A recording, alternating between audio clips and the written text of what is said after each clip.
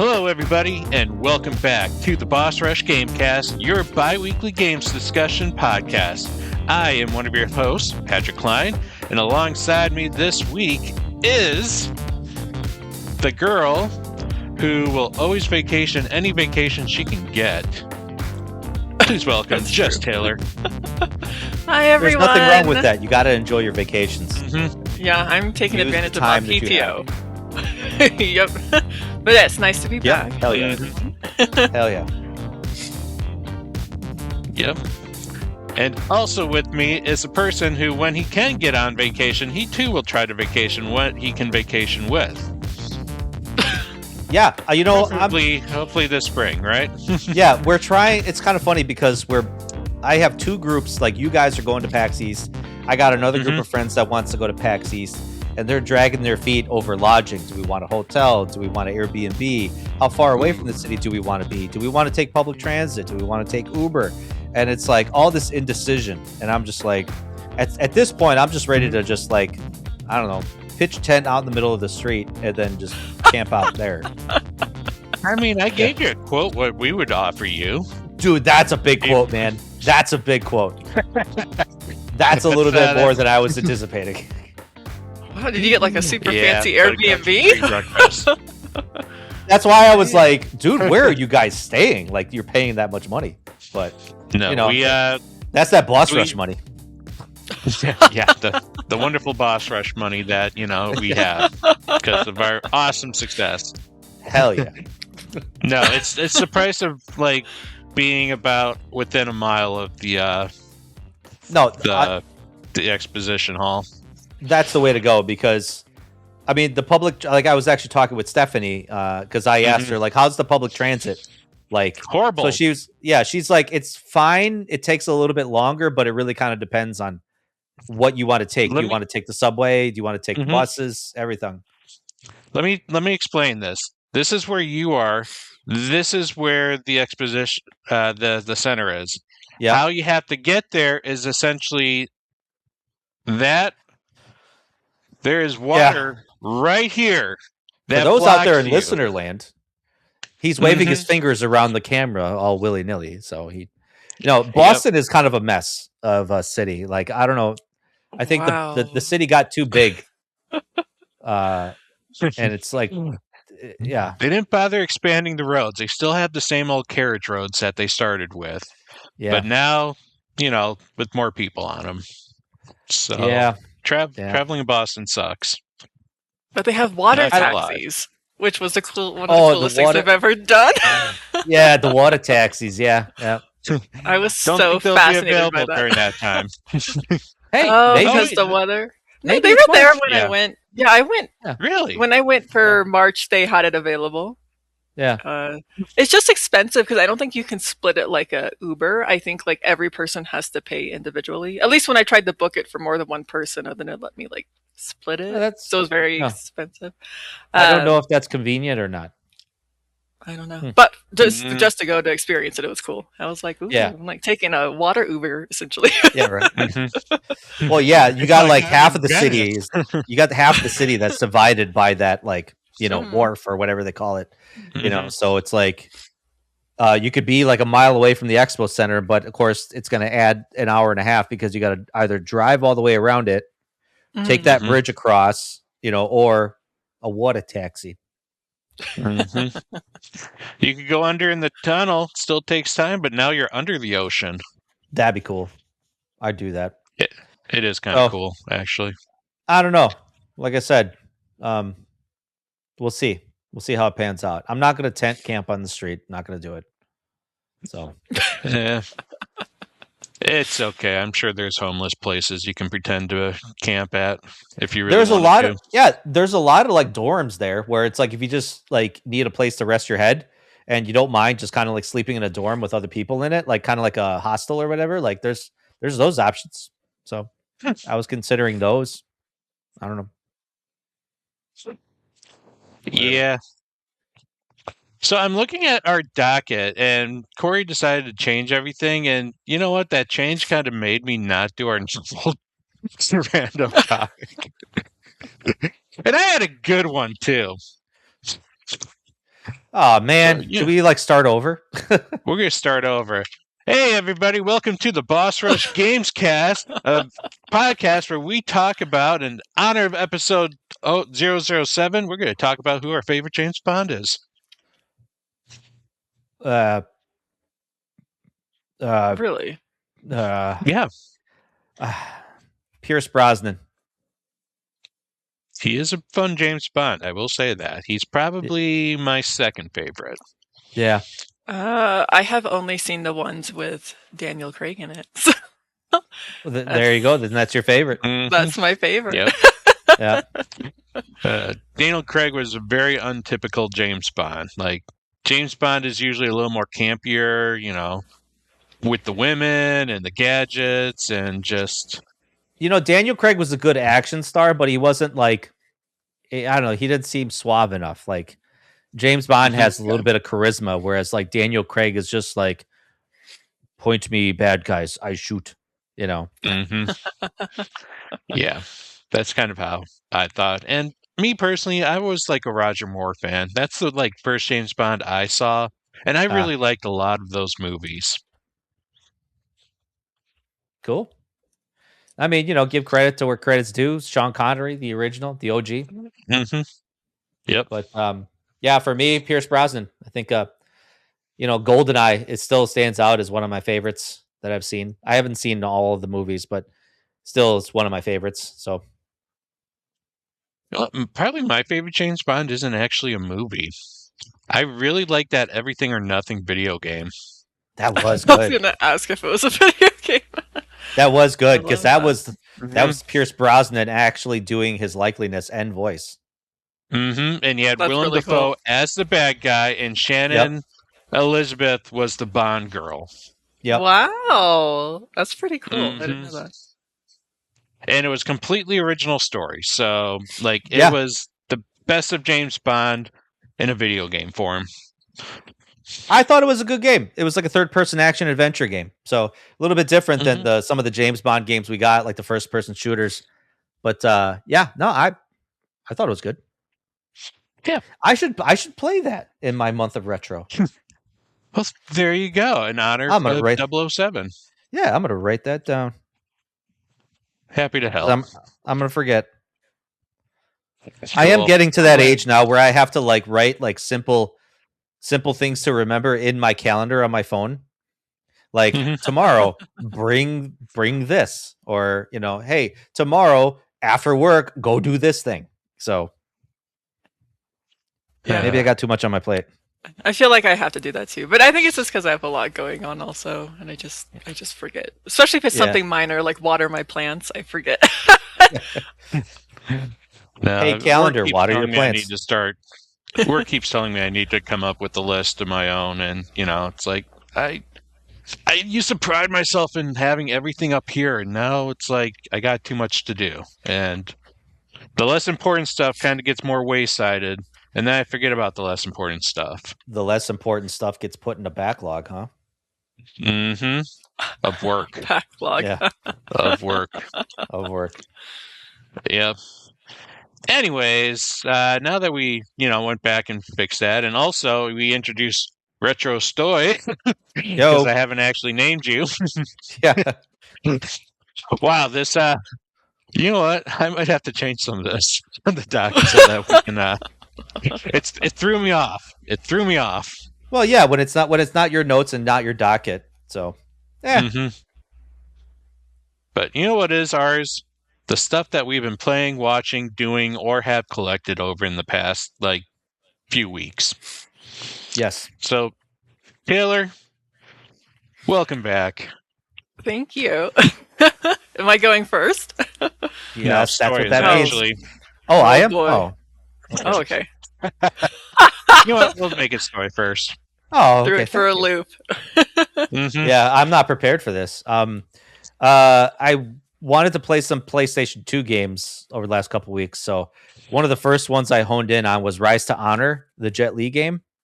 Mm-hmm. Okay. That had probably one of the coolest fighting game mechanics or action beat 'em up mechanics ever, because it was you're surrounded by all these enemies and you're attacking with the right analog stick, which is such a cool intuitive feature. So like whatever, wherever you're facing, wherever the enemy is, you click the stick in that direction, and you keep clicking it basically. So basically, your thumb is just moving all over the place, like trying to like fight the enemies all around you. It's really cool. It's almost literally like watching a Jet Li movie. But yeah, it's his likeliness. It's all this really good motion capture, all these really good like slow motion effects of him just like Superman punching people and like flipping people over like they're rag dolls. It was such a cool game. I actually beat it like within a day. Like I think it took me like 6 hours, and I was like, I had a Saturday where I was like, I got shit to do, so I just beat Rise to Honor. I don't know. Did they actually motion capture him, or was it just someone else? Oh, yeah, it was actually him. They used his likeliness. And this is a game I think that came out 2002, 2003 or something.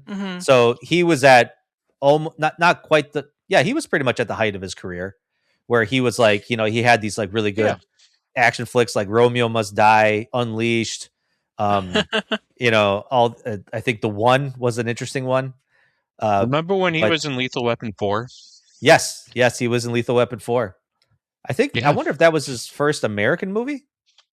I think it was, to be perfectly honest. Yeah, because I remember seeing like Fist of the Legend and like all these other like Hong Kong movies that he was in with like subtitles and stuff, but I don't think he did anything in America until like the late 90s. When Jackie Chan became popular. He didn't speak a whole lot in that movie either. So no, I don't think he had any speaking lines, if I recall. He just beat the living snot out of Mel Gibson, which nowadays we look at that as a blessing. I was gonna say Jet Li didn't take it far enough, man. You got to keep going. Maybe he took it too far, and that's what happened. Yeah, shortly after. But honestly, I mean, this is a game that I think would be. I don't know. I know it's. This is a game that I wish could be played by more people because of that control scheme. Like it's just a shame that we got some PlayStation 2 games that are kind of locked on its ecosystem. But anyway. I went from that to playing Dead to Rights, which is a kind of like a third person Max Payne style action game, where you're just a cop and you're trying to solve this big crime that's happening in Grant City, so to speak. One of the most Pat, did you ever play this game? I did not. So this had one of the most unique mini games right from the start of the game. So you're finding this mob boss, and of course, where are you going to find this mob boss? Well, of course, he owns a strip club. So you go to the strip club, and who's stripping at this strip club? Your sister. So you're talking to your sister, and like, hey, I gotta go see your boss. He killed our dad, and she's like, what? So she's like, well, you're not going to get past the guards. Let me distract the guards. So basically, it's this like 5-minute sequence of her dancing on stage while you hitting buttons in time to the beat so that she can distract the guards enough to have you automatically sneak around the stage. And it's just some of the most crazy, awkward, like PS2 motion capture. It's like, man, this is just weird as hell. But yeah, so I was like, okay. This is right away in the beginning of the game, like within like 20 minutes. Sounds like the God of War mini game that you can find in like the early God of War games. Yeah, and how those had those like unique controls and like. This is a little bit longer than those. Like it almost goes on for like too long, and of course it didn't last too long. Of course, it goes a little bit faster, and you have to keep hitting the buttons. And of course, if you don't hit the buttons in time, the guards are going to be distracted. They're going to find your character. It's like, a whole big mess. But anyway, weird. It was weird. So, and of course, the boss that you're going after is Christopher Walken. God damn! You just like sold this game to me. I love that. It's not actually Christopher Walken, but his voice is actually Christopher Walken. I took video of it. I'm gonna have to like show it on the Discord, but. He's like, oh, the cops are here. What are you going to do to me? Like, oh God.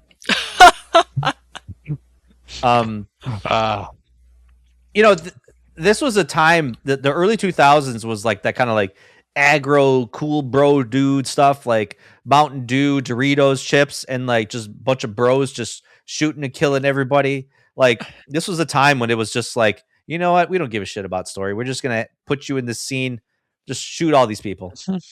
Oh, what? You're just a Chinese. We still had those good 90s vibes going on in the early 2000s. Those were like that was the golden age of action movies.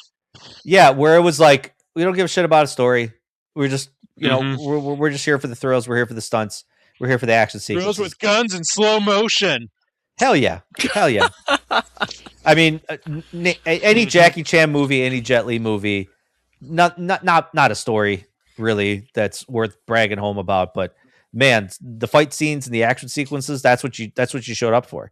And it kind of showcased that in video games. It's like, hey man, like in, Rise to Honor, like, you're surrounded by 20 dudes and you're just like flicking and kicking and, flipping shit, and cool. Anyway, I played Need for Speed. Now that you played both Rise to Honor and Dead to Rights, it sounds like you need to go in the middle and do Sleeping Dogs. I thought about that, but it's too new for me. I was trying to tell myself I was going to play games. I was trying to tell myself to play games like 20 years or older. So I guarantee you that's 20 years old. I don't know. It's out right now. No, I don't think so. I think it came out 2013 because it came out on the PS3 and 360 first. Yeah, 2012. So almost. But no, yeah, honestly, I love Sleeping Dogs. Mm-hmm. It's just a shame they couldn't continue the trilogy or the series that they wanted to make, or even just bring it to like current generation here. It is playable, I think, on the modern systems. I think only Xbox. I don't think it's that. I don't think it works on the PS5. Oh, that sucks. Well, I don't know. I played Need for Speed. One of those games got locked. I'll figure out what it's. You know what? Continue. Sorry. Okay. No, I was going to say I played Need for Speed Underground. That game is corny as hell, but that was a time of the early 2000s where it was the tuner culture, Fast and Furious. Everybody thought, holy shit, I could like tune my Honda Civic to be fast. Cool.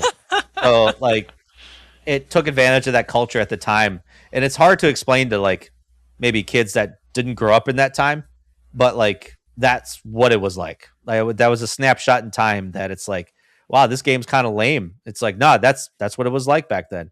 That game was cool as shit back then. So is there like a story for this, or is it just a generic racing game? Nope. Okay. You're just a guy that wants to get some cred. So you got to like make a name for yourself. So you got to go out there, win some races. You get sponsorship deals. You get the babes. Heck yeah. Yeah, hell yeah. So, but I mean, the cool part about this game is all the customization options. So you could get like neon lights for your car. You could tint your windows. You can get cool spoilers and like body effects on your car. You could do paint. You could do like decals on the side. It's like the fun isn't really in the customization. The racing is fine. There's really not a lot of like track variety, which is kind of my main gripe about it. But, so yeah, overall the game is kind of fun, mindless fun, And I haven't heard that Lil Jon and the Yin Yang Twins song, that Get Low. You remember that song? Love that song. That was me and my roommate's favorite song. Yeah, hell yeah. Because like I turned it on. And of course, I get to the title screen, and that song starts pumping, and I'm like, "Oh hell yeah!" I just got transported back. Yeah, it was like that John Hamm meme where I was like, I kind of like skirted back. Yeah, baby, leave the lights on. And then I also played Dino Crisis. That game aged like milk. It's fine. It's fine. How the tank controls? I'm fine with the tank controls. The problem is that the dinosaurs are too strong, man. There's not enough ammunition to go around. You're really honestly spending most of your time just running away from the dinosaurs. At least I am. I mean, rightfully so. They're dinosaurs. It's not like they're humans. They take a lot of shots, and there's just not a lot of ammunition. So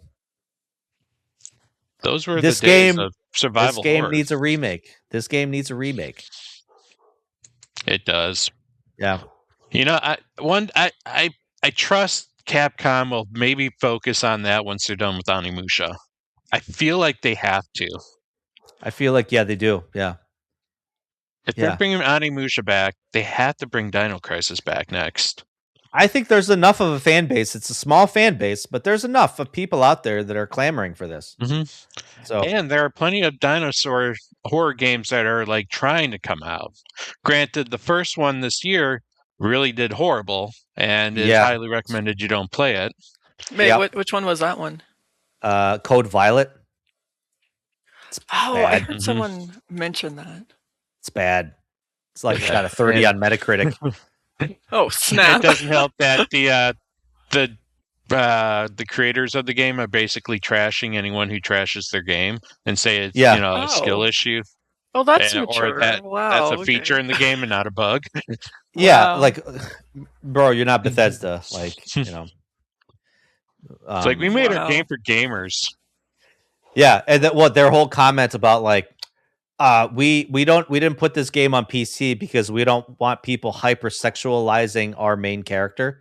But if you look at some of her costume options, it's like you're already doing that. Yeah, what they really meant is we don't want it on PC because we don't want other people to take credit for hypersexualizing our character. Only we want to hypersexualize her. We want to hypersexualize her ourselves.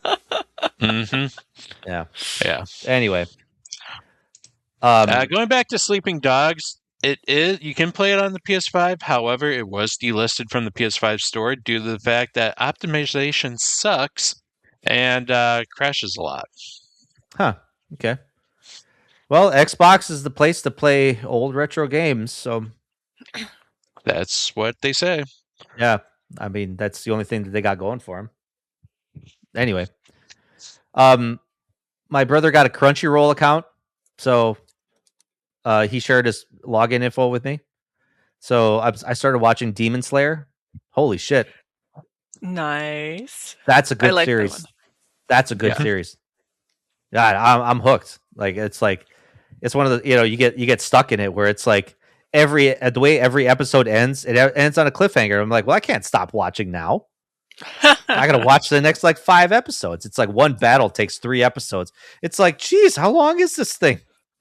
But I'm having a lot of fun with it. I want to say I'm probably 15 episodes in or something like that. Okay. So, yeah, I was hooked on that. I watched it when it first came out. So I watched season 1, then I waited for season 2, and I liked it so much I read the manga. So I stopped watching the anime. I have a tendency to do that. I did the same thing with My Hero Academia. If I like it enough, I just read the manga and then I just completely drop the anime. I never go back for whatever reason. I feel like I should because it's cool to see it animated, but yeah, I don't know. And I've also discovered too that there's video games too, even Demon Slayer video games. So I was like, well, maybe now I'm interested in playing those.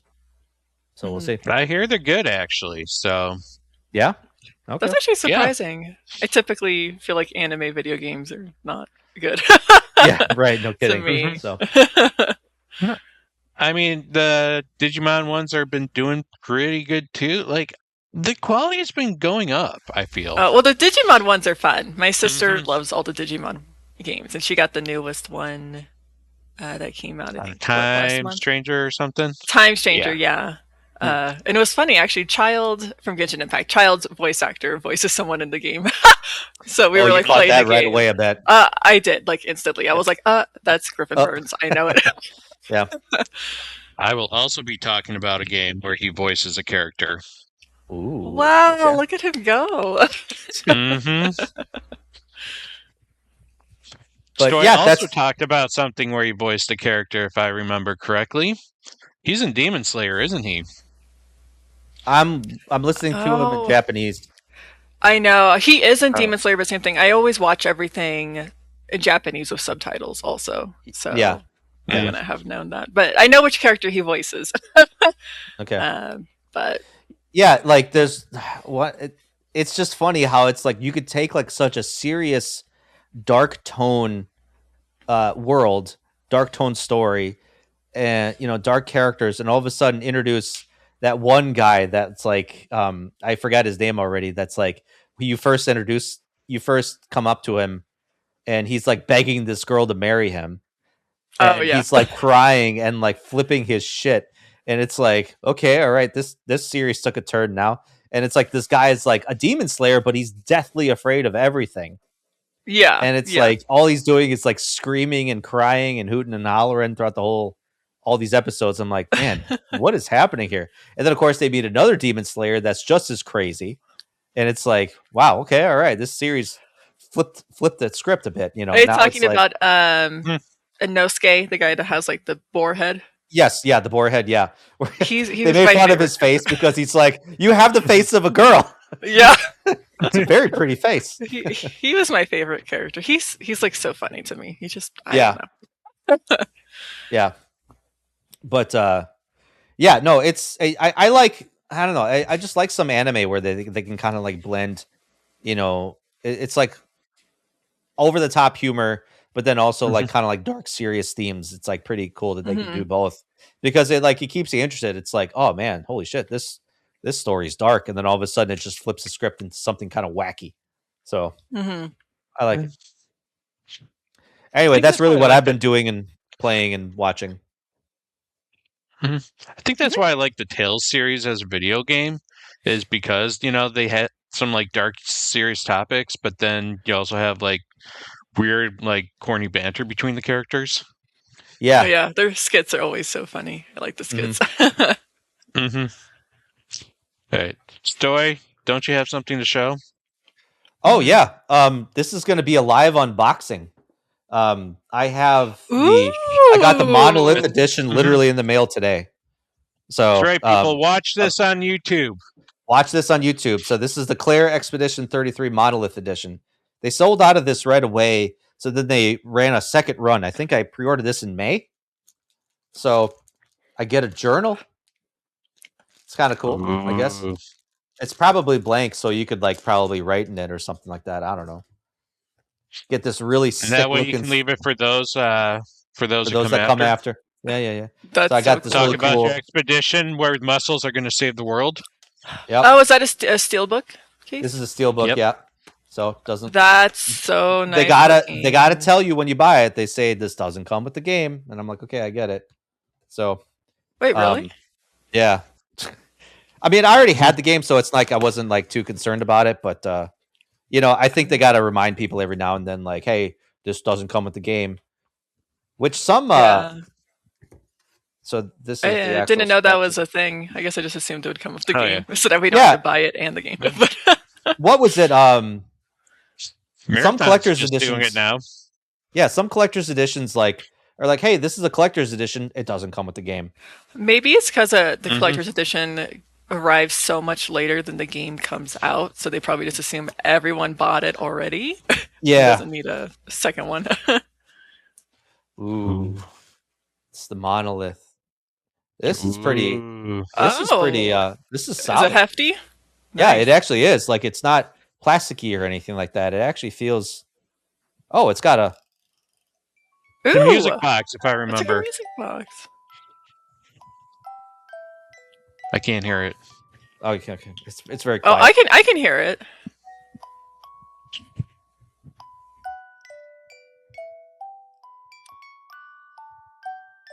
Oh God, I'm gonna start crying now. I can't hear it. That's really pretty. Pat. I'm surprised you can't hear it.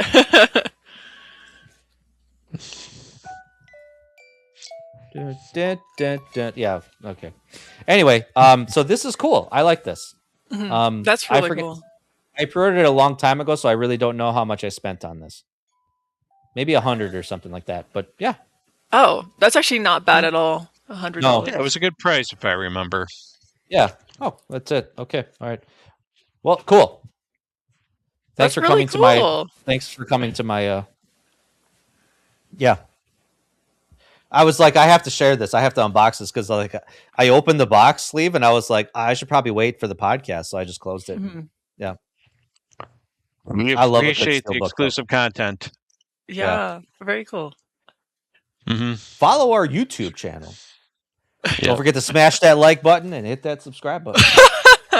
Speaking of exclusive content, we're the only ones with a Just Taylor on our staff, so let's hear what she has to say. Taylor is staff?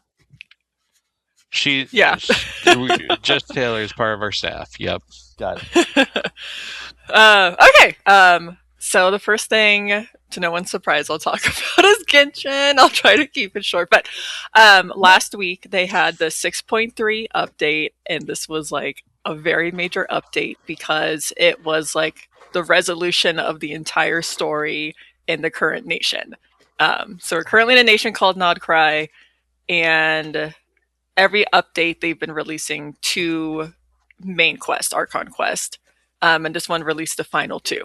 And so this has been spanning over, like, I don't know, 4 months or something like that. But it was really cool. Genshin Impact like Destiny, where like you get locked out of certain story content if you don't play it right away? Only events. Like they have limited time events. Yeah, okay. But like all the important main story stuff is permanent. So they have a lot of permanent things like that, which is good. But yeah, this one was cool because the conclusion of this one, you fight this villain, and Genshin has like various villains, but I think we had a conversation about this last time. It was like a lot of villains in this game kind of have redemption arcs, you know, like, or like sad backstories and stuff like that. Like they like try to humanize them and then you feel bad. And like there's one villain in this game that actually ends up becoming good and joins your party and stuff. And he's one of my favorite characters, but this villain is just evil. He's like a mad scientist guy. He's psychotic. He runs experiments on people. He's killed several people for his experiments because he does not care. He just doesn't care about human life. As long as he achieves his goals and he experiments to become smarter and whatever. So the conclusion of this was we got to fight him, and it was a really epic boss battle, and it was just awesome. It was just super cool. Like I was like so stoked about that.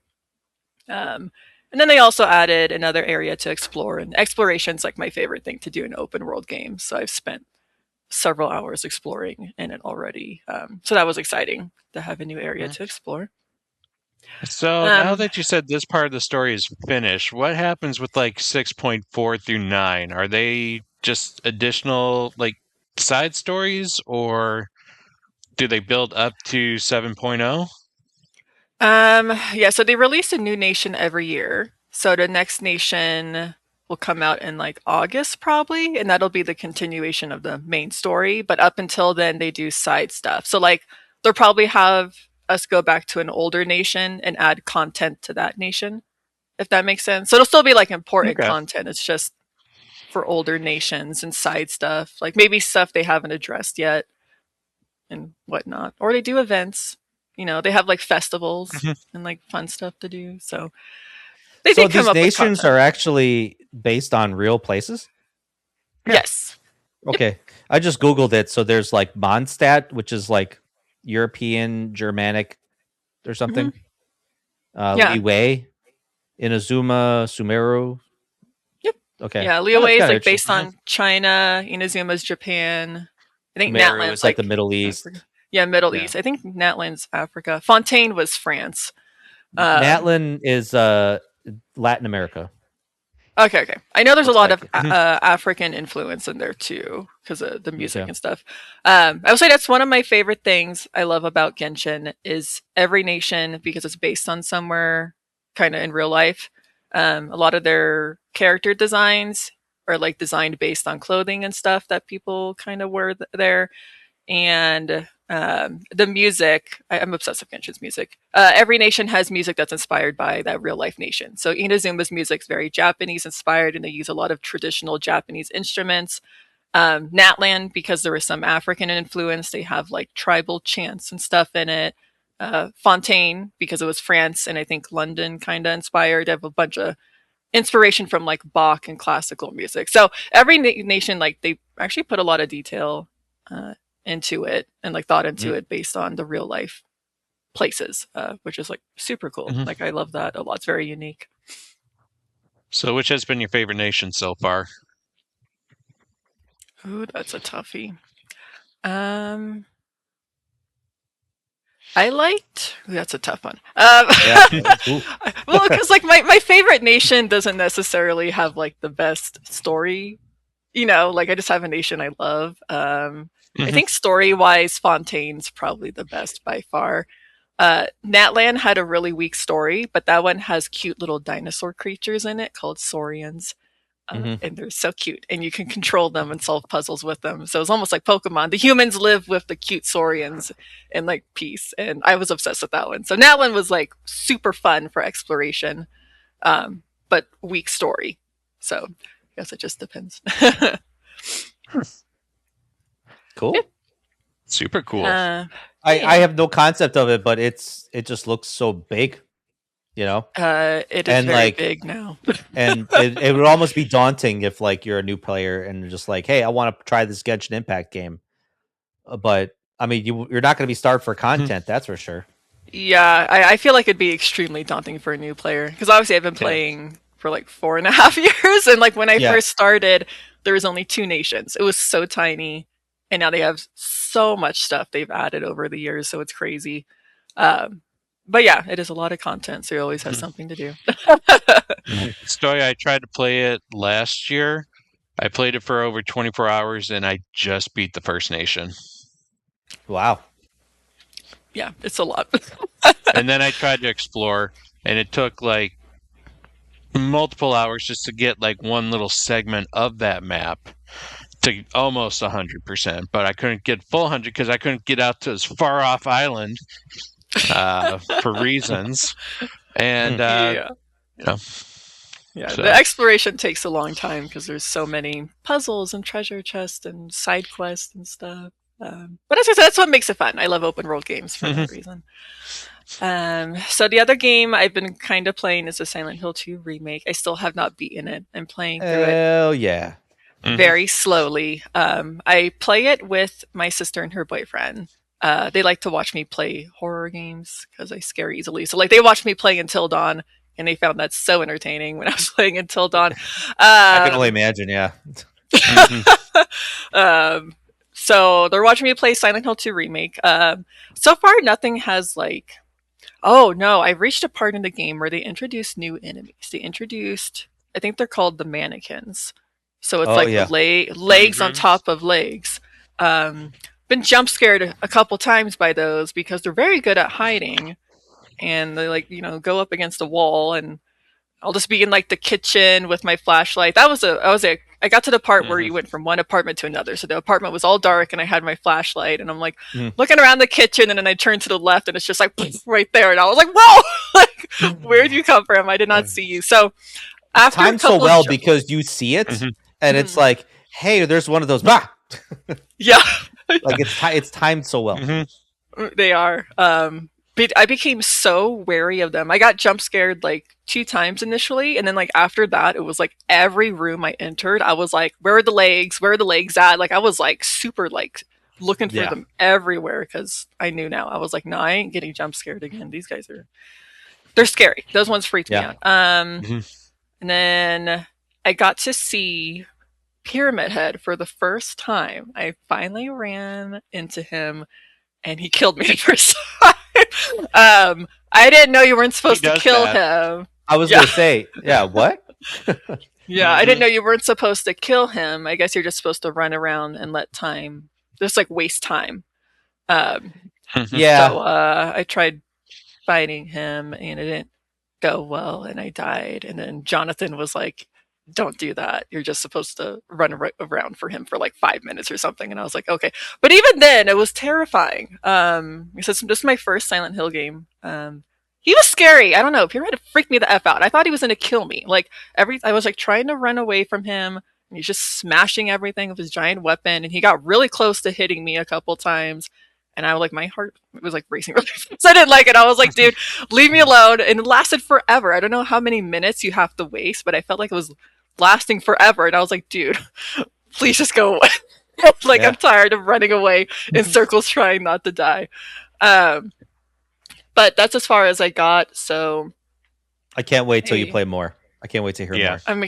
I'm really excited. I'm enjoying it a lot so far. And like I said, I know nothing about the Silent Hill series at all. I literally know nothing. So Every time I play, I'm making like I'm trying to figure out what's going on. Like, I personally don't think this is real. But my theory is like it's all in his head. It's something mental. But I have like all these different theories because I don't know anything about these games. So I'm very curious to finish the game and figure out like, oh, are these like monsters real, or is this like a mental thing, or like is his wife actually dead, or like what is going on? Is he processing grief? I don't know. So I'm excited to continue and figure out what's up with these games. Yeah. No, it's actually interesting. I watched a video just recently talking about Silent Hill 3, and because every Silent Hill game has some sort of meaning, whether it's like thought provoking or shit, so to speak. So I heard someone's take on Silent Hill 3. And I played Silent Hill 3 ever since it came out on the PlayStation 2. And me personally, I had no concept that was the theme of it. No concept at all. Until all of a sudden I was like, that all makes sense. How come I played this game for 20 years, never put 2 and 2 together? It boggled me. I was like, I can't believe I missed that. I might have to check that out. Yeah, I'll have to show you the video. Like I'll share it to you privately because I don't know, but it's the same it's reason definitely I shared that one video with you earlier today privately. It's like Taylor would love this, but it would also might spoil things in the game. Dude, so Taylor, when you beat Silent Hill 2, I have a very hilarious video. And when you were talking about the mannequins, like the video was almost spot on with the mannequins and how it makes a funny take on it. Yeah, dude, that was my favorite scene. Dude, if you do that again to me, I'm just going to punch you. Smiling Friends in Silent Hill is like the perfect... Smiling Friends in Silent Hill 2 is perfect match. Yeah. This is YouTuber Eli B. Wave, and he does these like video games, but then he takes like a character from like a movie or a TV show and he inputs them into the video game. And like it's just the perfect mesh of editing so that they almost feel like they are part of that universe. I think I first discovered him when he did Austin Powers in Mass Effect. Yep. Which was like a perfect mashup. I was like, this is genius. No, he's got some good ones. Like I love his Frank Reynolds ones. Those are very good. Like the best one I thought was Frank Reynolds in The Last of Us. Taylor, you played The Last of Us, right? No. Okay, never mind. I know about stuff that happens. No, you can spoil it. I know about. It's been spoiled for me. Okay, so there's the pivotal scene in the first one where they kill Joel's daughter, and Frank is dressed up as like one of the army people, and one of the other characters is like, Frank, you just shot a kid, and Frank's like, eh. I was like, way to take a serious scene and then just put Danny DeVito in it. It's like, I can get behind that. That's pretty funny. Yeah, no, it's good stuff. I'll show you some videos. Taylor, of like some of the other ones. Sure. I will say I like the puzzles in Silent Hill 2 Remake because I love puzzles. Same thing. It's one of my favorite things, Genshin. I just love solving puzzles and stuff like that. I find it so fun. So, I like the ones in Silent Hill 2 because I feel like they're not super simple, but they're not hard. Like you still have to think because it's like riddles. Pretty much a lot of the puzzles so far are riddles. Like when you enter the room with markings all over the walls and it just gives you some story riddle and you're supposed to find the safe code. And I'm like, what am I doing in here? Oh, is that black? The room that's all in black? That one? Yeah, and it has like the white markings. Yep. Yeah. That one took me a little bit to figure out because I just was staring all over the walls, and I'm like, what am I doing? And then finally, I found one of the the water. I found something it mentioned in the riddle, and I was like, oh, now I see what's going on. I think it was the river or something like that. I think if I recall, where it was like they told you a poem, you read a poem. And then you had to like find the river or find the house or something like that, like on the walls. Yeah, I thought that was clever. And then the other one was like a clock. It was like a grandfather clock, and you had to figure out where to put the hour hand, minute hand, and second hand based on a little story they told you about like Sally and Harry and whatever stuff like that. So I like those ones because I'm like, to me, they're not like super simple, but they make you think a little bit, and you're like, okay, how do I solve this? So I find them entertaining. So that's enjoyable. If you can get past the horror aspects, you would love a lot of survival horrors because if you're not being chased by monsters, you're usually doing puzzles like that. Yeah. Oh, okay. Yeah. And Silent Hill has some of the weirdest, especially some of the older Silent Hill games, got some of the weirdest bonkers ass puzzles where it's like, I think I remember like in Silent Hill 2, one of the items you pick up is like a hair string, like a literal hair piece, like a strand of hair. Oh, that's so interesting. And it's like, this is in my inventory now. What am I doing with this? And then all of a sudden you pick a fishing hook. And then it's like, what am I doing with this then? Do I combine both of these for something? What do I do with these with these items? I think in the first game you get a one of those like bouncy balls that you have to use to plug a drain. Like it's like, what the hell? Okay. The most random items. Yep. Yeah. So that's been fun. So I'll probably update you guys on that next time. And then have fun with the coin puzzle. I did that one. Oh, you did that one. Okay, good. The one where you like something beneath the tree and the snake, and you have to flip them, right? Yes. Yeah, the old man. Yeah, you have to flip the coins. I liked that one. Was a little bit. That one was that was in the original one, but they made it a little bit more challenging in this one because you had to solve the riddle multiple times. In the original one, it was just the one poem. That's it. And then in this one, it's like you have to like actually solve it multiple times, which I thought was really unique. Because I solved it the first time, I was like, hell yeah, I got this. Then all of a sudden it flips and it's like, oh, another poem, and now you got to flip the coins. And I'm like, what the? Yeah, I don't know, but I'm curious because I know at the end of that coin puzzle, it has you pick who you think was at fault for killing the lady. Yeah. And I don't know. I don't know if it makes a difference at all because nothing happened. I think Jonathan said it might affect something later on in the game. But I'm curious if, like, do you know if there's actually a difference if you pick like the lady or the man or the snake? I can't tell you. Okay. I'm curious. So we'll see what my decision does. I don't know. I can't. Yeah. Okay. Well, cool. Well, look forward to that. So you could take what I just said as probably the answer that you're looking for, but okay. Well, all right. I'm excited to see what happens then. And then it's not a major thing. It's not a major thing, but anyway. Yeah. I feel like I've said too much already. I'm gonna need to play this now too. You know that. Wait, what? You haven't played Silent Hill 2 remake? Not the remake. No. Oh. Well, then you should. And then next time I'm on here, we could talk about it. Oh my god, you guys! I'm like, it can't be that different from the original, but then I hear, oh yeah, no, it's very different from the original. It's literally it's the same game, just little tweaks that it's like it doesn't. It's the original Silent Hill 2 experience, but they just added a little extra.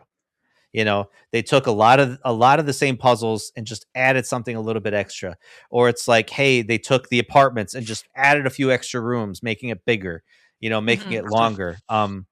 They added one random scene that was a I don't know. I can't say it, but I remember it was like this weird, obscure scene. You walk into this room in the apartments, and something happens, and it's like, okay, that was weird. That was in the original game, and apparently they brought that into the remake, and I was like actually shocked. I was like, holy crap! They actually brought this small little scene from the original game into the remake. I was like, that's kind of cool. Sounds like Bloober. Yeah, good quality. Like they were like, we're Silent Hill 2 fans right from the get-go, so it was like I kind of had a feeling. I was like, I think these guys are going to do it right. Remember back when like they were first getting big and we were like, these guys could potentially be like the next people to do a Silent Hill game. Oh yeah, like Layers of Fear. You know? Even Medium. When Medium came out, I was like, how are these guys not doing Silent Hill? You know? So when Capcom or Konami came out, I was like, here are your Silent Hill developers. Yeah, we're like, it was like perfect. Sorry, yeah. Go on, Taylor. That's okay. So the other one I've been playing, I barely played this, so hopefully next time I'll have more to tell. The Animal Crossing update dropped, which was exciting. It's the one that has all the Zelda stuff in it. Are you doing the Switch 2 version, or? Yeah. Okay. Yeah, I haven't played it too much. I don't have too much time to game nowadays because I went back to college and stuff, but I try to play when I can. So I haven't done too much. But I was excited for this because I like that they made some of the Zelda characters villagers. And I really wanted to invite Tulin to my village because I think he's so cute. So I was like, oh, I'm so excited to invite him. I was trying to decide who to kick out. I already decided. I was like, if I need to kick out someone, it's going to be this guy. I'm going to replace you, man. But it's cool. I like how you could never. There's one villager. When villagers would come up to me and be like, I'm thinking about leaving. I'm like, no, stay, please. Oh, there's one villager I don't like in my village, and his name's Drago, and he's a dragon. And the only reason I had him is because he's the only dragon out of all villagers. I'm like, oh, he's so unique, but I find him annoying. So no. I'm okay kicking him out. He's just obsessed with food. I don't like his personality. He's like that personality that's just like, I love eating. Let's get snacks. And I'm just like, okay. I don't like talking to you, man. So I'm okay kicking him out.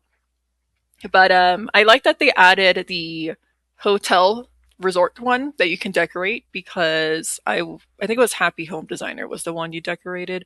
I loved that one. I was obsessed with that. I thought it was so fun. So I love that they brought that here. And I was like, oh my god, I get to decorate more spaces again. It's so much fun. So I've only decorated a couple spaces now. More people get to visit your island. My sister's been playing more than me, and she said now there's like 4 or 5 random villagers on her island that are staying at the hotel. And I'm like, yo, your island's turning into like tourist land. Like, it's going to get full of tourists now. And she's like, yeah, I don't want that. I want them off my island. Damn. I'm like, well, you opened up a hotel. More people into the island. Yeah. I think she just liked her like quiet island that everyone lived on, and now it's just like, here's a hotel and all these tourists. Like, and now she's like, hey, I don't know, maybe that's how people feel when they live in cities that are touristy, and they're like, ugh. Why you guys small towns especially. Like, these city folk are coming. Mm-hmm. They're ruining my city. Yeah, one thing I didn't think about was the 2 Zelda characters you can invite. I think it's Minoru and Tulin. We didn't think about what type of personality they would have. So we invited Tulin, and he has a jock personality. So he just talks about working out and fitness and stuff. And I don't know why we Tulin, yeah, we did not expect that at all. Like, I did not think he would be a jock personality. But yeah, you talk to him, and that's his personality. And I was like, oh, okay. I don't know. I didn't think about what personality he would have, but in my head, I was like, I did not think he'd be a jock. He's obsessed with working out. He's the bird, right, from the Tears of the Kingdom. Right? Like, why would Tulin be a jock? He seems like an athletic kind of dude, though. Like, a full-on jock, maybe not, but yeah, I think he's like, I can picture the one before him being a jock. The what's his face, the rude one. Oh yeah, I don't know his name. That guy. He would be a jock, 100%. Yeah, Tulin's like a little cutie patootie, and I'm like, why are you just obsessed with lifting weights and being like, bro? I don't know. So that was interesting, but it's okay. I'll let it slide. Yeah, so that's fun. So I'm excited to play a lot more of that when the time comes. And then aside from that, I've been watching the Fallout Season 2. I know Patrick's watching that too. Yep. Already mentioned this to them off the podcast, but I was just telling them I have only played Fallout 4, so I haven't played any of the other Fallout games, and I know Fallout Season 2 is based on New Vegas. So my sister's boyfriend loved New Vegas, so I said it's just fun watching it with him because he points everything out and whatnot, and he helps inform me about the factions, because I know there was one faction in there they recently ran into that I knew nothing about, and he was just like telling me all about them, and I was like, thank you, because these guys aren't in Fallout 4. I don't know who these people are. Yeah, it's just been fun watching it with them, and it won't spoil anything, but something awesome. There's one thing I've been wanting to see in it since season 1, and I got to see it in season 2, and I was over the moon. Like, I was so happy it was in this season. So So that was super cool to see the other week. I'm enjoying it. I've heard some people, I don't know, someone said like people were complaining about it. I don't know. Someone said they've heard a lot of people give like negative reviews on season 2. I'm enjoying it so far. I love it. The first 2 episodes I thoroughly enjoyed. Yeah, I'm really loving it. I'm so invested in the Ghoul guy's story. Like, it's driving me crazy because I just want to know. You're gonna love episode 5. They dive deep into the Ghoul. It's been like leading up to that. Like every episode is kind of leading up to that. And I'm like, just give us his backstory. You're driving me crazy. I need more. You get little nuggets in every episode of like, where he, like what his motivations are. It's like, why is he doing this to, whatever. And it's like, you want it all to come together. The Ghoul is like the central character in this like season. Like he's definitely getting the most like character development and like the character I feel they kind of like pushed to the side is Maximus, or is that his name? Maximus. Brotherhood of Steel. Yeah. He's I don't know. He's actually the one I have he's my least interesting storyline. Like I love learning about the Ghoul. I like Lucy's and her father's storyline and like her brother's storyline in that abandoned vault. Like to me that stuff's interesting. Every time the show goes back to Maximus, I don't know why, I'm not invested in his story arc. Like every time it goes to him, I'm like, oh my god. It's like they don't know what to do with him right now. It's like we need him for a Brotherhood of Steel character, but at the same time, he's like not anything apart with like any of the other characters. So we'll see where it goes with him. But yeah, he's just the one I'm least invested in, but he's such a flat affect kind of guy. Like it's just like, I don't know. He's like emotionless. I'm pretty sure that's part of his character arc, that he's just trying to, assimilate into the Brotherhood of Steel. But it just seems like he just looks bored all the time. You're not wrong. Yeah, because it was like that season that, like, I think was the first or second episode where he gets into a fight with one of the other faction dudes, like a dude that's twice his size, and he manhandles this dude, and he looked bored as hell doing it the whole time. I was like, come on, man. Man, I just googled how many episodes this season's supposed to be. I didn't realize it was supposed to be. Actually, I don't know. Do you know how many seasons? Is it 8? They're usually 8, I think. Oh. I hope it's 8, because it would be cool to talk about it on here once we've all caught up on it. Yeah. We should. Now, the thing I saw in season or episode 5 that I got excited about, because he's just a completely random character from Fallout New Vegas, but they introduced very briefly the fully integrated security technotronic officer. That's a long. Now, if you take the title. acronym to that, the character's name is Fisto. Fisto, yeah. Do you remember Fisto, Stoy? Let me Google him. I've heard that. I remember the name. Fisto was a brief robot in a side quest where I believe someone wanted the robot, or wanted you to find this robot, and you find out that this robot is a sex robot. Yeah. And when you power him up, you have an opportunity to test the goods. Just hear weird sounds happen when you do it.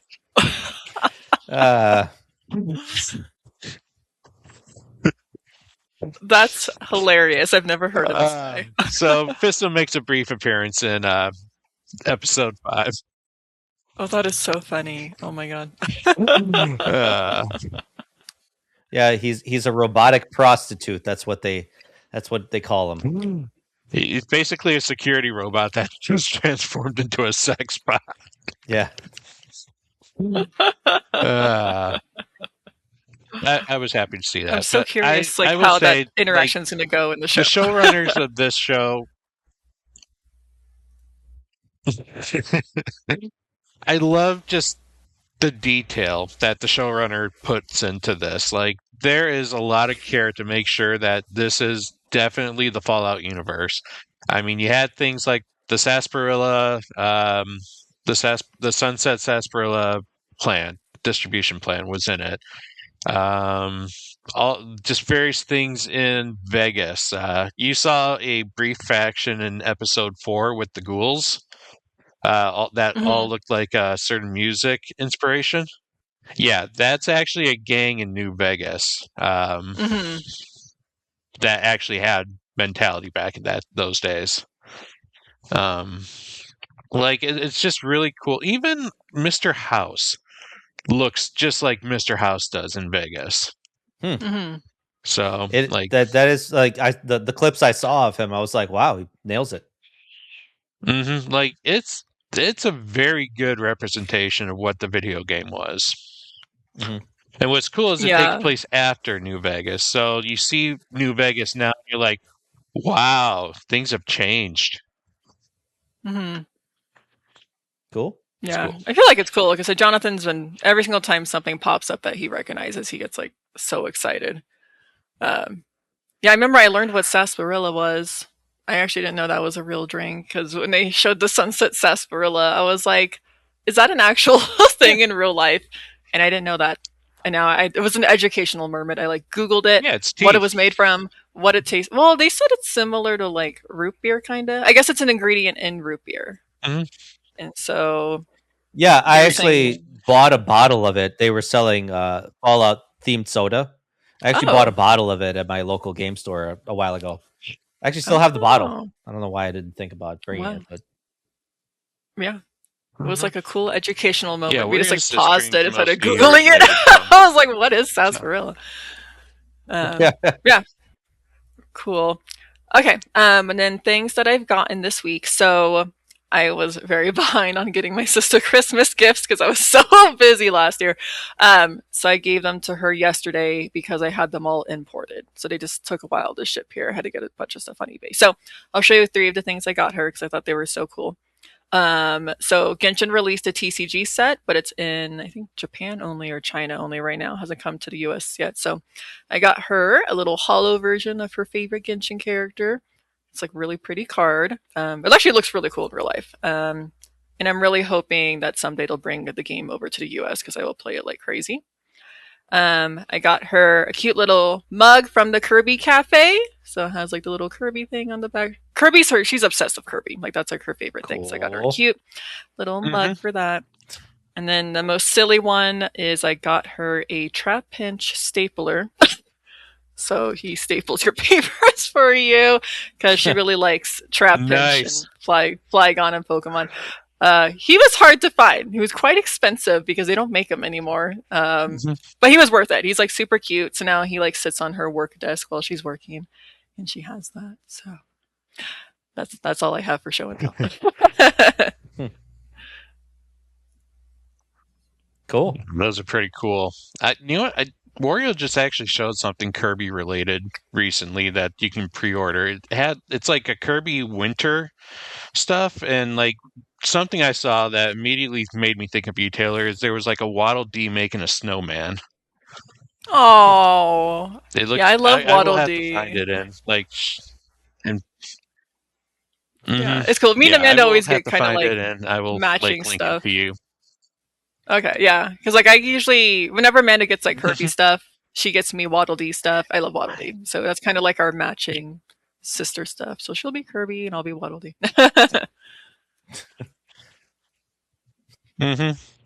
Nice. All right, now it's your turn. Well, so we talked a little bit about Fallout. Yep. I made a goal during our last episode, our backlog episode, that I would try and get like 10 RPGs in. I've beat RPG number 1. So Trails into Reverie I have finally beat. And I will say this was probably my least favorite of the Trails games so far. And it hurts me to say that because I was actually really looking forward to this one. This one has like literally the entire cast from like this is game number, what is it, 4, 6, 9. This is literally game number 10 in the series. And so it has 10 games worth of characters in this game. Like, it's supposed to be the culmination of everything up to that point before they go from the west side of the continent to the east side of the continent. So I was like thinking, oh, this is going to be so cool. This is going to be like that Avengers moment. And I think having too many characters backfired on it because they couldn't really focus on like that many characters or like bring up the character development. So it was cool seeing like this character and that character. However, they didn't really get much screen time. So it's like, okay, well, it was nice to see ya. Glad to see everything was going good after 6 months from, the last game. Though it did have a good one. The game features 3 branching stories. Each one kind of focused on one of the heroes, or at least 2 of them are focused on 2 of the heroes of the 2 of the arcs of the 3 arcs before it. And then the 3rd one featured a character that went by the name of C, and his story was actually really good. Like, I feel the game focused more on his character and his team because they're the ones that actually had the development in the story. So I really appreciated that. But again, because there were 3 stories, they couldn't really focus on all of them for like extended amount of time. So they felt kind of short. And I think also the biggest problem I had with this game is what they called the Reverie Corridor. It is a space where your characters all get teleported to, and it's kind of like a random generating tower that is used to power up and make your character stronger for the catastrophe that is to come in the story. And it usually shows up in the most inopportune moments. Like, it's when the story starts getting good and all of a sudden the little object that teleports you there starts shining and you get teleported there. And it's like, okay, now climb up this random generating tower, play all these little mini games. And like, this is also where you get the side stories of the game that builds up different characters, but they're not really tied to the main story. They're like events that happen beforehand, so it's very disjointed. So it's like we took a stop from the main story so that you can focus on other things, and it's like I kind of want to go back and see what's going on in the main story, or it just killed the momentum of the game, I feel. But it did have, the story itself was actually really good. It just kind of sucks that the pacing sucked.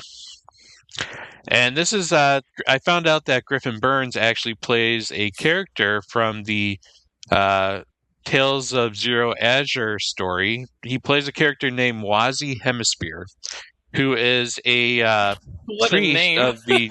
Yeah. He is a priest of this religious organization.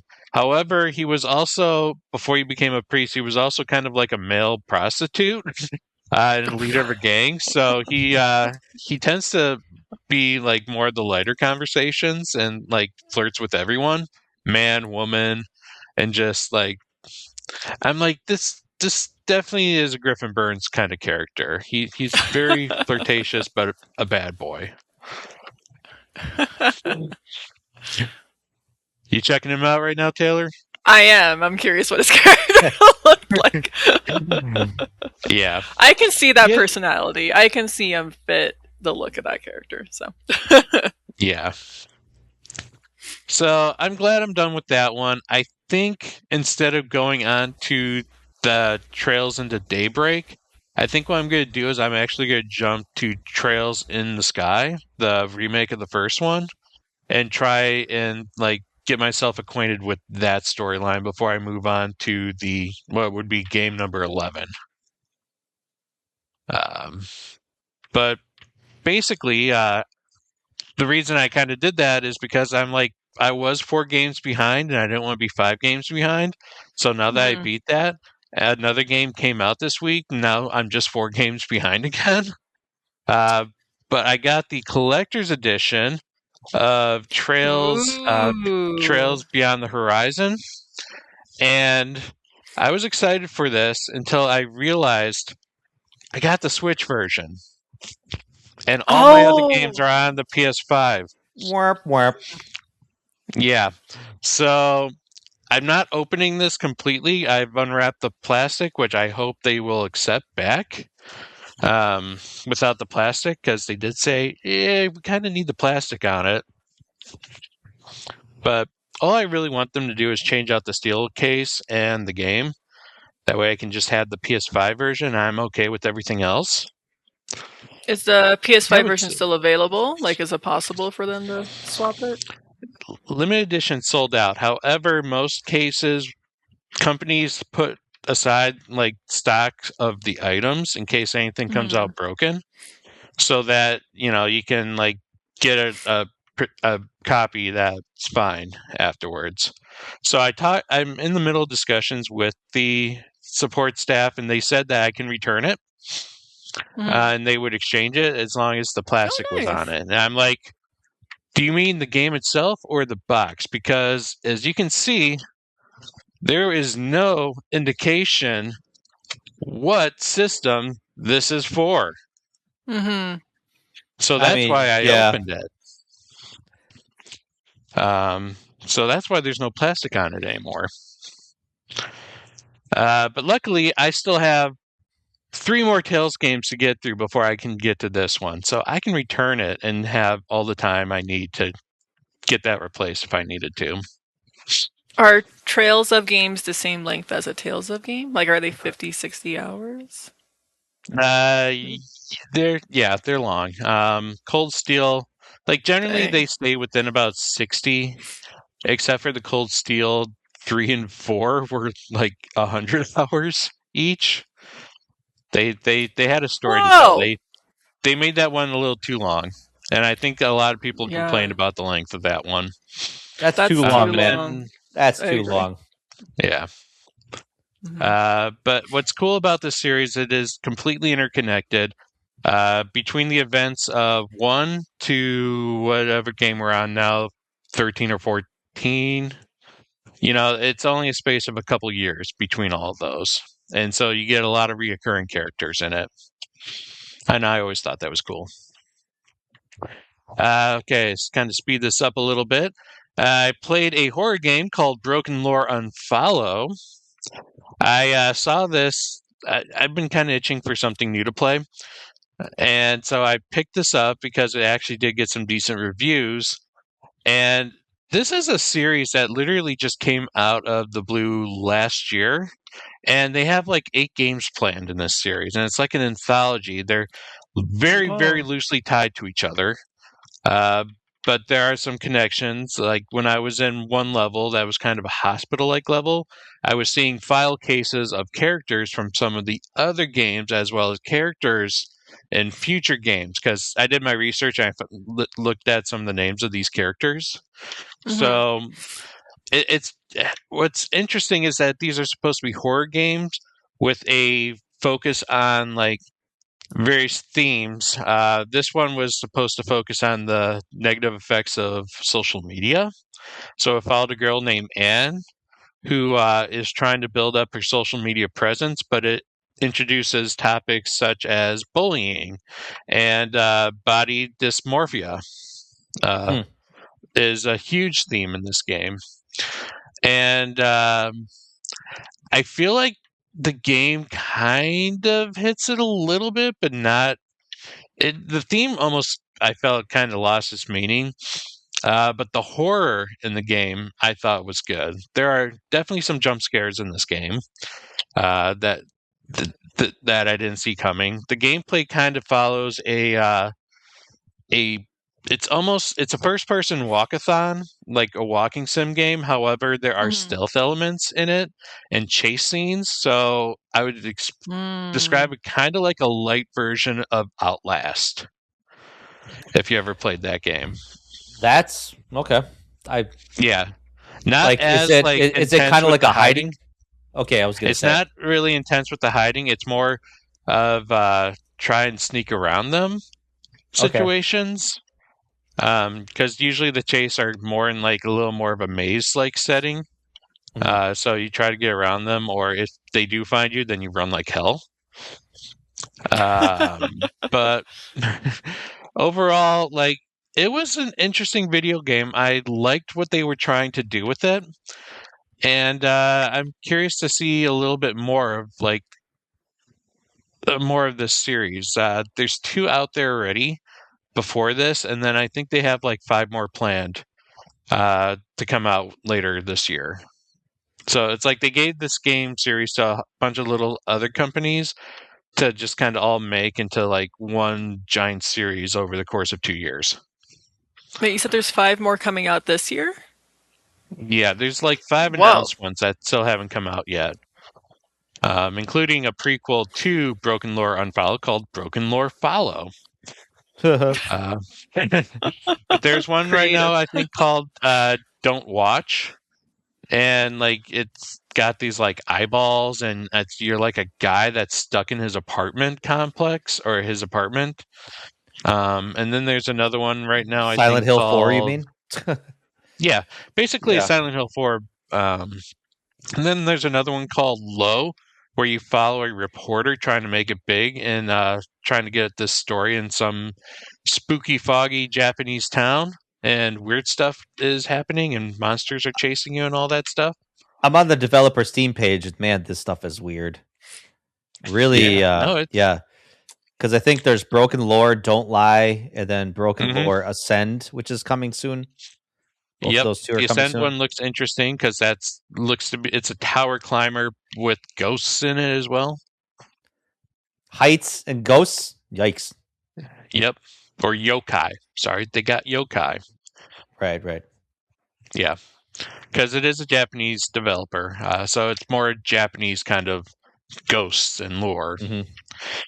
But it's if you want something that feels like I describe it as a carnival ride, just kind of there more for the ride and the thrills of it, and don't look too deep into the story. It actually was a pretty decent game. Okay. And then I've been playing a little bit of Super Mario Wonder because I really wanted to play a Super Mario game. Hell yeah. After playing a game like Broken Lore Unfollow, you're you got to have a palate cleanser. Yeah. And, I really like Wonder. I like what they did with the game. It's very smooth. Mm-hmm. Mario, I feel like Mario's very floaty in a lot of games, but he feels very precise in this game. It's easy to move him around when jumping and actually hit your targets. And then you add all those little random effects that happen in the levels. Mm-hmm. It's nice. I liked it.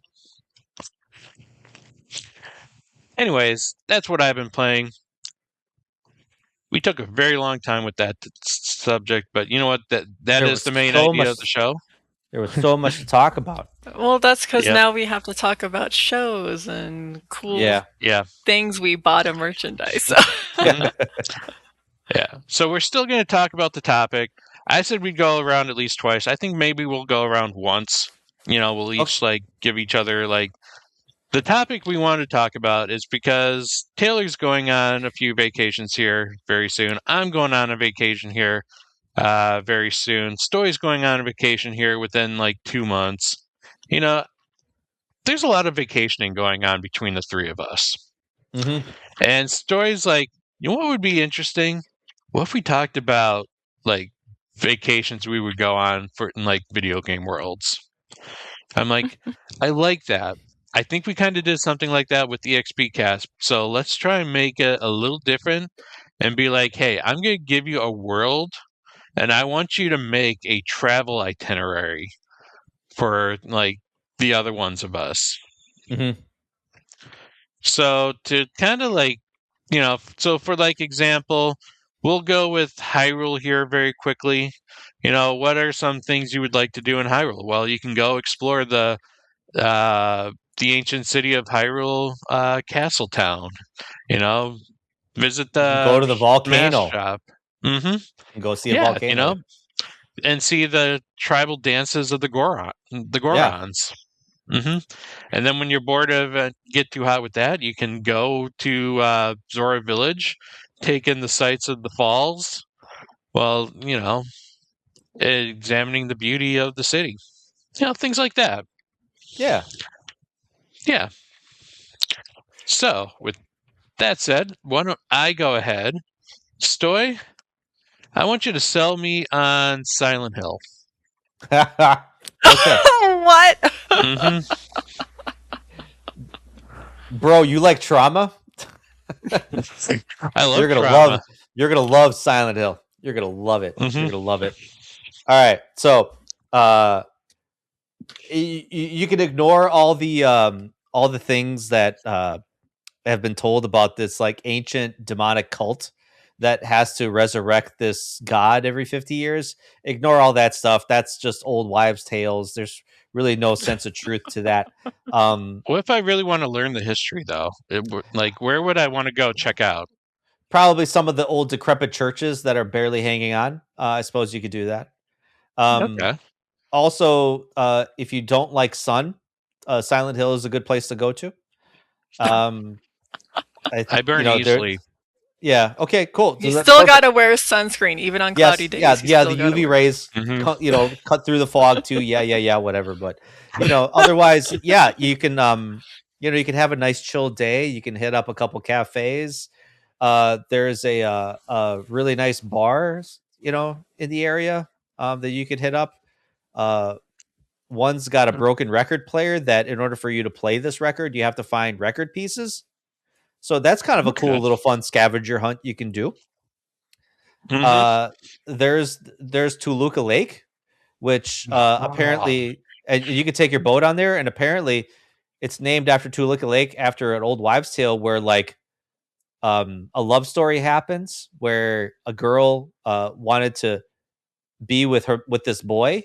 So she waited on an island in the middle of the lake, and the boy said, "I'm going to come get you." But the boy never came because he drowned. Super sad. Yeah. So you got like cool little stories like that.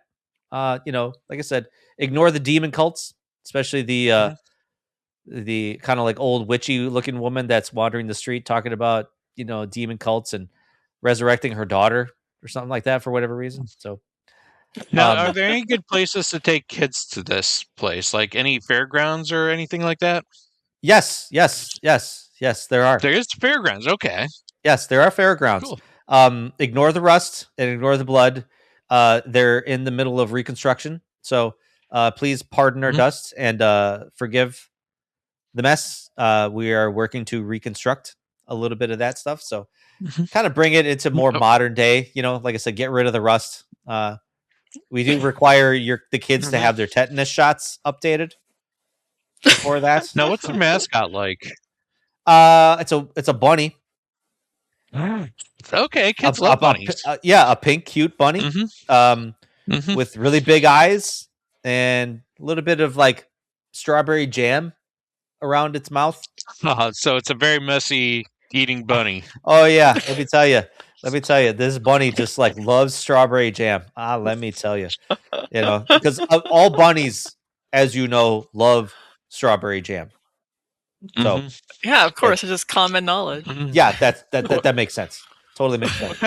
What kind of fair rides would I find in this this fairground? A really slow moving carousel. Okay. There's also a roller coaster that's operated by a ghost. Oh, it's kind of cool. I mean, if that's your thing, yeah. If that's your thing, a lot of people like to kind of like find more of the spooky stories of Silent Hill. So that's a spooky story. There's no sense of truth in it. I think I promise. Silent Hill also has a subway system. Oh, nice. It's not cool. It's not really running, but it's there.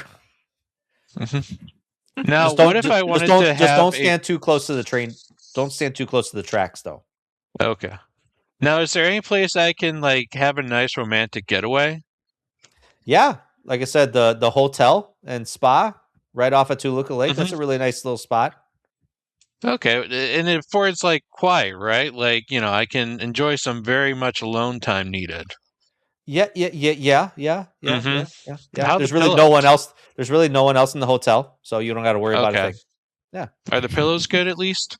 Pillows are good. Pat, be careful. Be careful, Pat. Good pillows. Fluffy pillows. Good fluffy, soft, cuddly pillows. Okay. Some like I said, it's a really nice, quaint, small town. You can walk the streets, barely any traffic.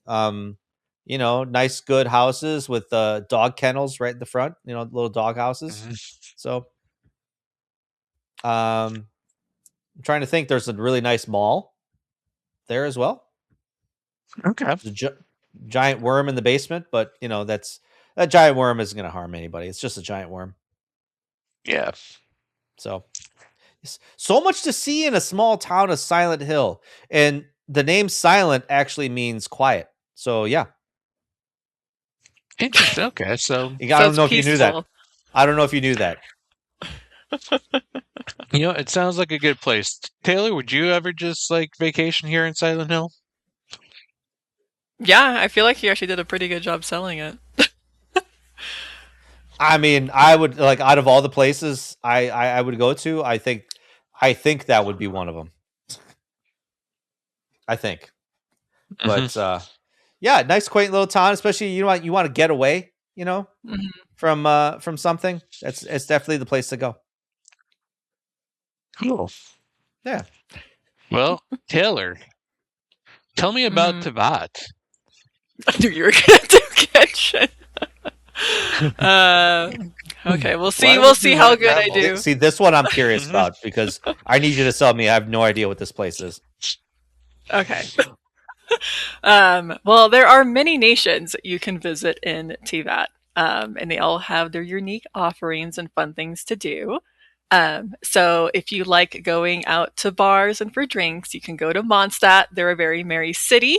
They have their own winery up on the hill that makes fresh wine if you want to do that. And they have a very famous bar in the city. And they also play TCG. So if you're into card games and board games, those are your kinds of people there. They also host a festival every year. That's like a music festival if you're interested in that. And then we like have music festivals. Yes. Silent Hill doesn't have music festivals. And Mondstadt is very lush. So if you want to leave the city, there's a huge lake and ocean and trees. It's a very safe nation. You can walk around there, and you have cute little villages within walking distance if you want to go to little small towns outside the main city. So that's just a very nice area for that. If I wanted to get wine, where would I go for that? Wine? Yeah. There's a famous winery called Dawn Winery, and it's up on a hill, and it has beautiful vineyards surrounding it. It's very picturesque. I'm not sure if you could really walk. I guess you would have to walk there. There's a bit of a lack of transportation in Teyvat. We're not sure where the horses are. There is a cavalry captain, and he has no horses. And we're not sure where the horses are. It's been 5 years, but so you'll probably have to walk everywhere you go, but it's okay. You'll get into shape that way. If you are into extreme sports, you can visit Natlan. Natlan is super fun. There's various different tribes there, and each tribe has their own sport. So you have one that's into water sports. If you want to do surfing or go on excursions like that. Some of them like to do bungee jumping and jumping off cliffs and more crazy extreme sports like that one. They have rollerblading. And that place also has a huge music festival as well. But they have a full-on area with DJ and super dope lights, and everyone's getting down over there. I like that area. I would go to Natlan. And they also have the cute little creatures. So if you want a pet, Natlan's the perfect place for a pet because they have a bunch of different saurians, and you can play with them and hang out with them, and you can live amongst them. So they're super fun. I guess that's all I got. Those are the two I recommend. Wildlife. Yeah, it looks like there's a lot more to do there. A little bit more action oriented compared to Silent Hill, but yeah, it's got a little something for everyone. If you wanted to have that quiet, peaceful, romantic time, where would you go? Silent Hill. Yeah, other than Silent Hill.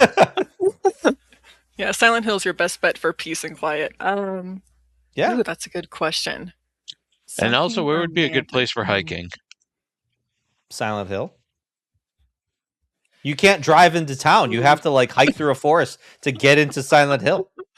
Why are you trying to outsell me?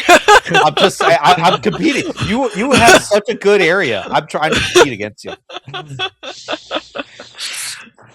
Listen, you can't drive into Silent Hill normally, so you have to engage into a long hike. You can drive into a fence, and that will get you into Silent Hill.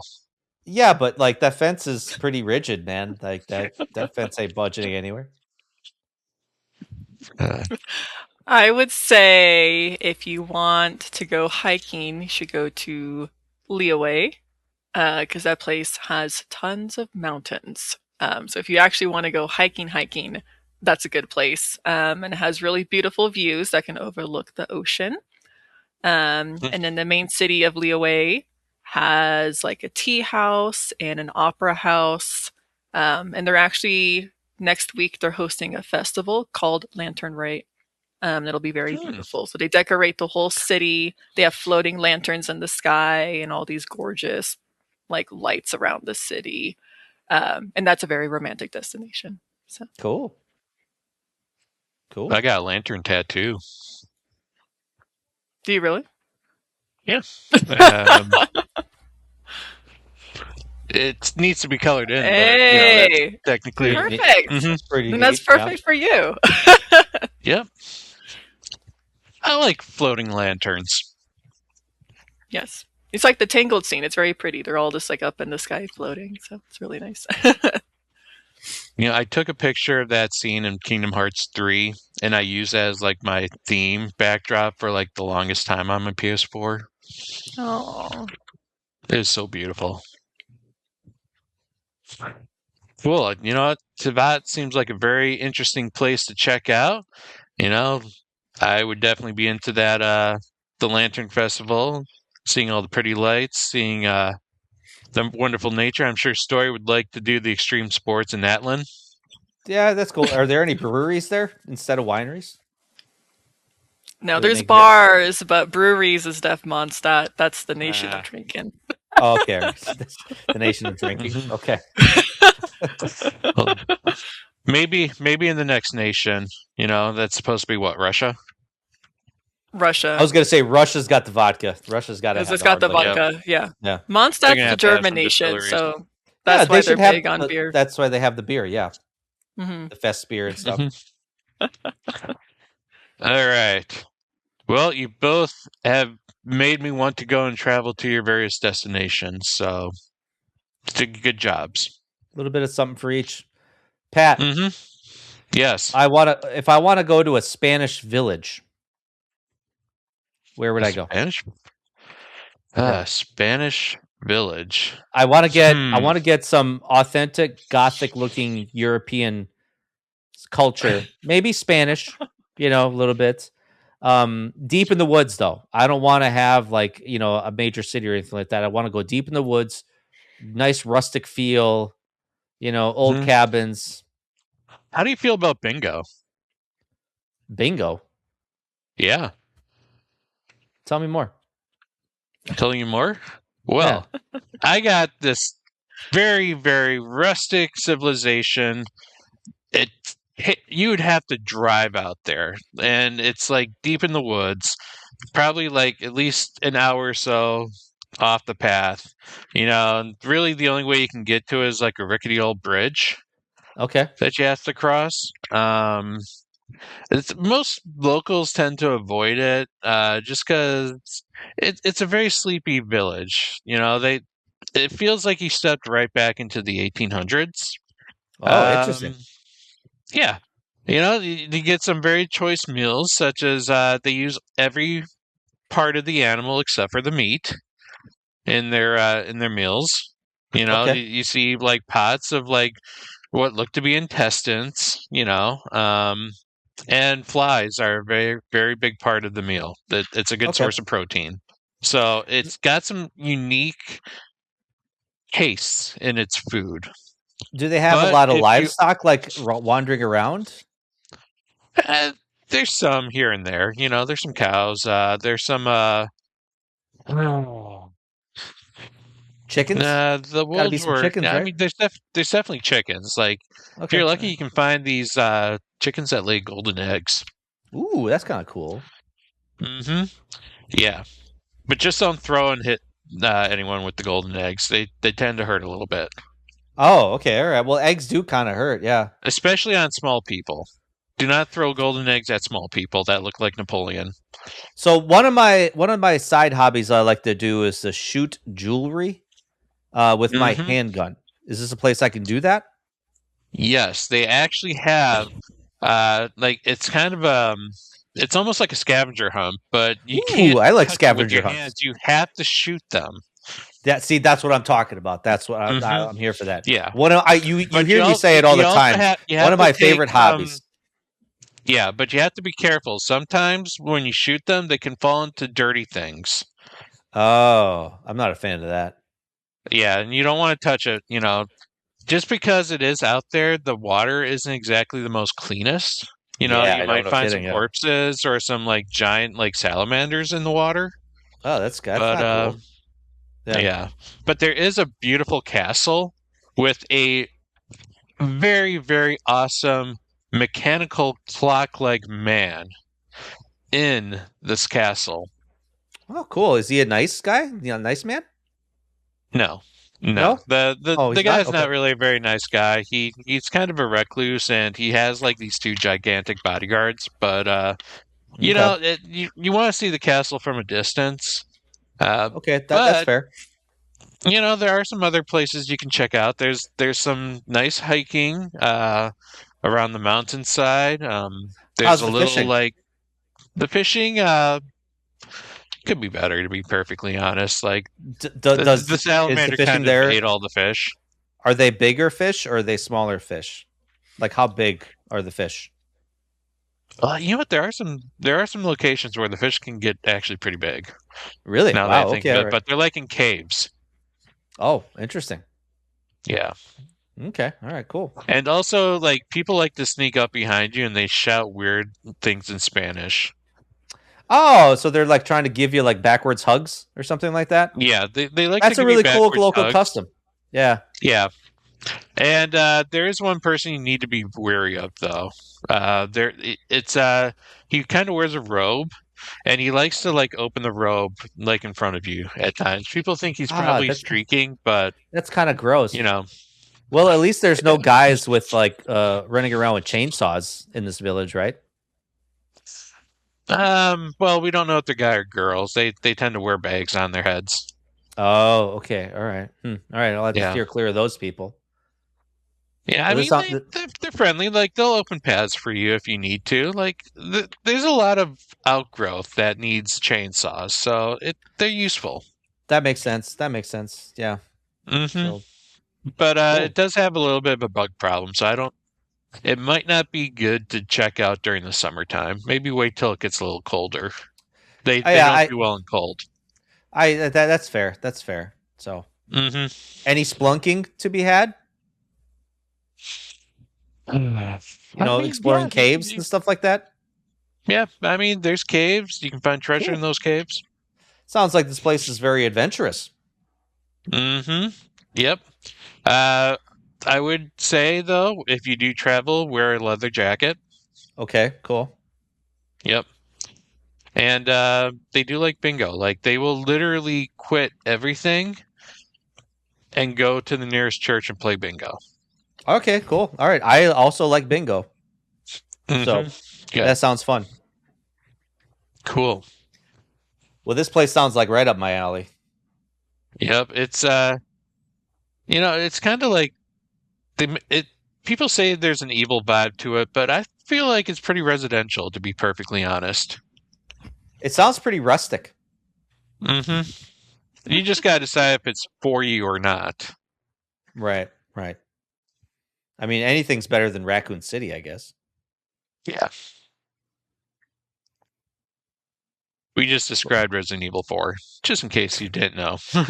Just in case listener land, yeah.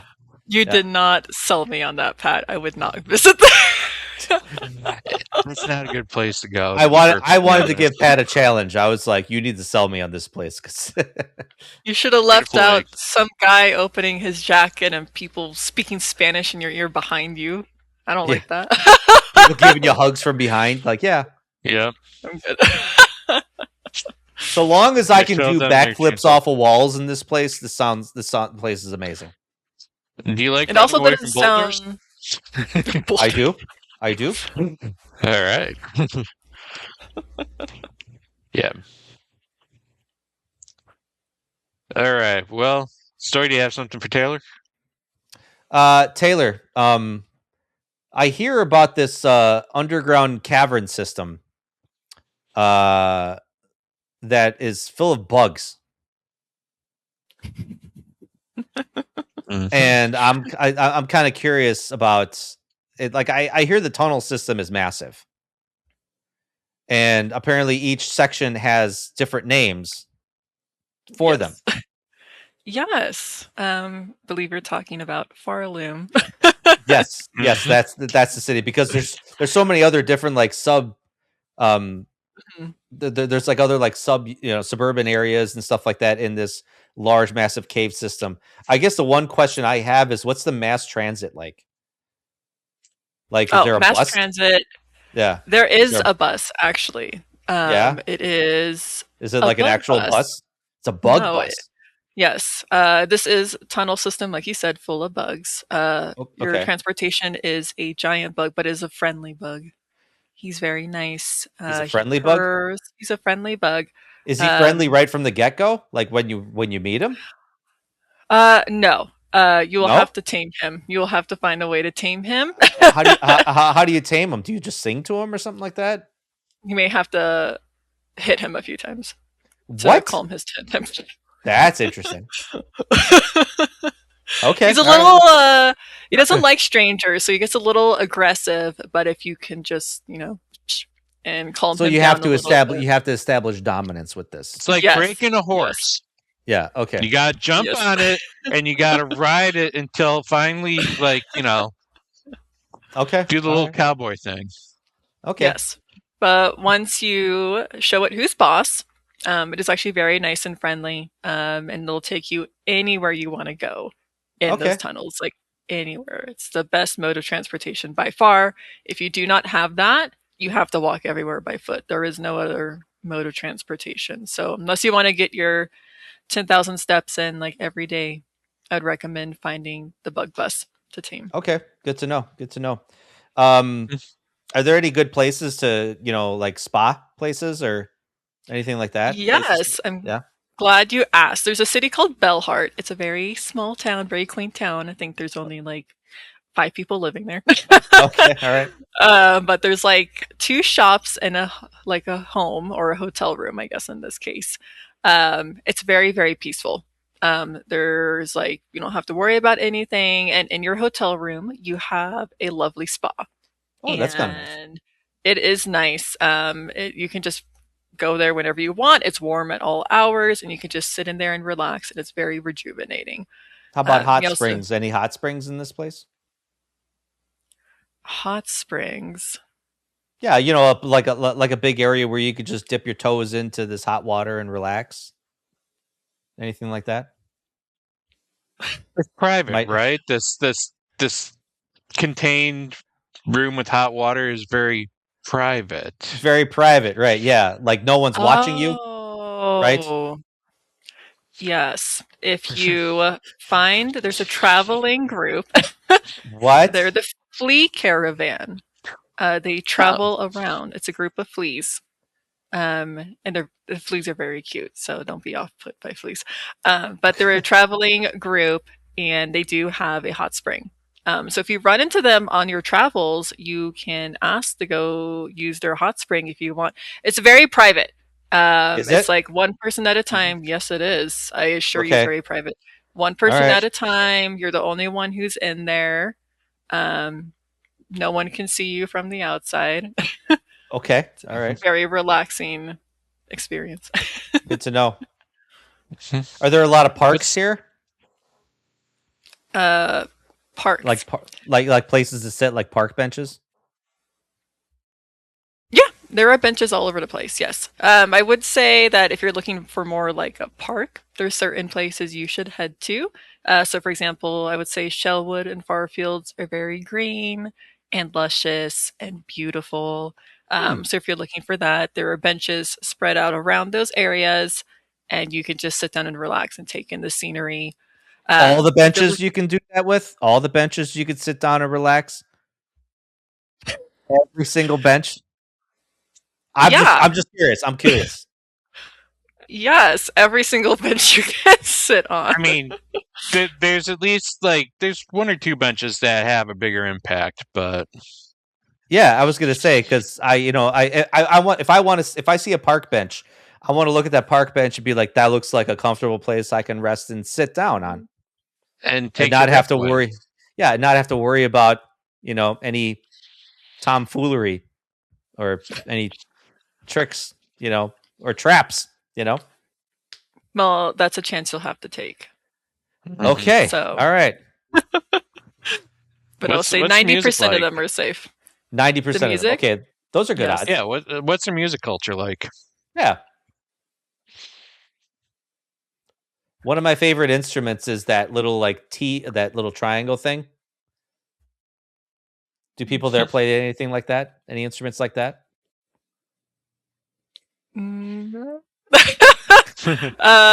We do have performers. Okay, cool. So if you want to see a performance, we do have a guy named Trobio, he's a fantastic performer. He goes all out. He has amazing stage presence. He'll give you like light shows and like twirl in the air and dance. So if you're looking for something like that. And then I believe we have someone named Carmelita, who I think is a dancer. Okay. I have not gotten that far, but I believe she's a dancer. So if you're into performing arts and stuff, we have those too if you ever want to go see them. Interesting. Okay. All right. And you said everybody there is friendly?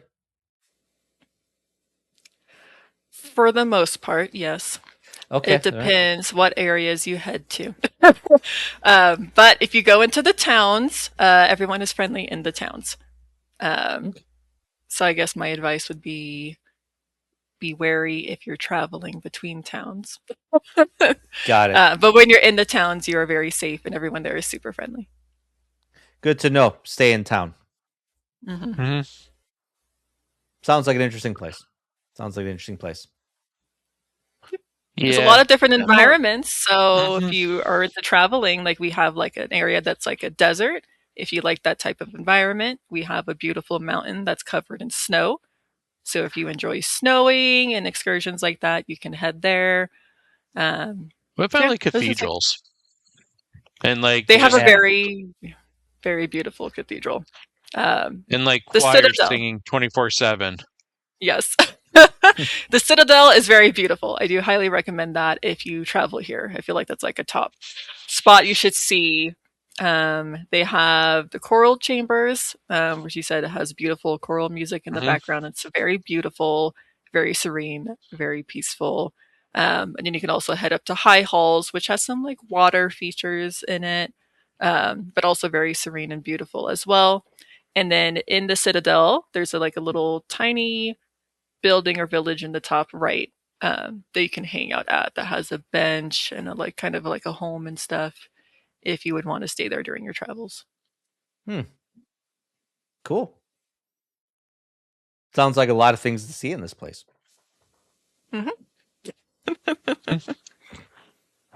Yep. Very cool. Well, Taylor, any place you want us to check out? I have no idea.